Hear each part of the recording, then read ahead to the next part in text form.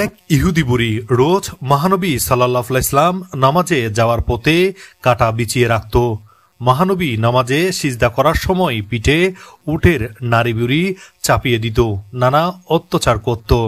কিন্তু মানব দরদি মহাবিশ্বের সর্বকালের সর্বশ্রেষ্ঠ মহামানব আমাদের প্রিয় নবীজি সেই ইহুদি বুড়িকে কিছুই বলতেন না।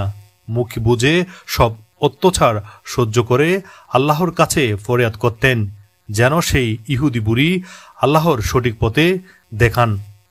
একদিন মহানবী সাল্লাল্লাহু আলাইহি ওয়াসাল্লাম তার রাস্তায় কাঁটা নেই, কেউ তাকে গালিও দিচ্ছেন না, কেউ তার পিঠে উট কিংবা বেড়ার নাড়িবুড়ি চাপিয়ে দিচ্ছেন না।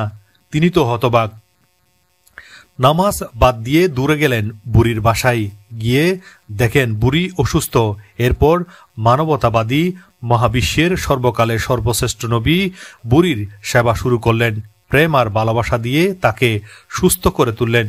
মহানবীর এই মানব প্রেম দেখে ওই ইহুদি বুড়ি তার ভুল বুঝতে পারলেন এবং লজ্জিত হল।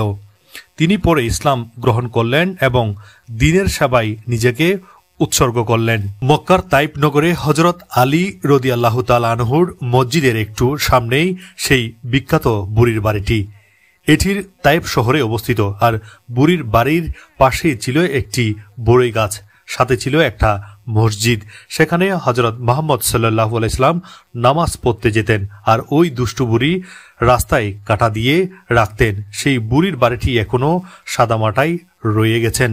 হজ ও উমরা আসা হাজিরা এই বাড়িটি দেখতে আসে। হযরত আলী রাদিয়াল্লাহু তাআলা আনহুর মসজিদের একটু সামনেই সেই বিখ্যাত বুড়ির বাড়িটি। এটি তাইফ শহরে অবস্থিত। আর বুড়ির বাড়ির পাশে ছিল একটি বড়ই গাছ, সাথে ছিল একটা মসজিদ। সেখানে হযরত মুহাম্মদ সাল্লাল্লাহু আলাইহি ওয়াসাল্লাম নামাজ পড়তেন আর ওই দুষ্ট বুড়ি রাস্তায় কাঁটা দিয়ে রাখতেন। সেই বুড়ির বাড়িটি এখনো সাদামাটা রয়ে গেছেন। হজ ও উমরা আসা হাজিরা এই বাড়িটি দেখতে আসেন। ওই বুড়ির বাড়ির পেছনে রয়েছে একটি পাহাড়। সেই পাহাড়ে একটি বড় পাথর এখনো ঝুলে আছে। ইসলাম প্রচারে আসা হযরত মুহাম্মদ সাল্লাল্লাহু আলাইহি ওয়াসাল্লামকে তাইফবাসী রক্তাক্ত করে ফেলতেন।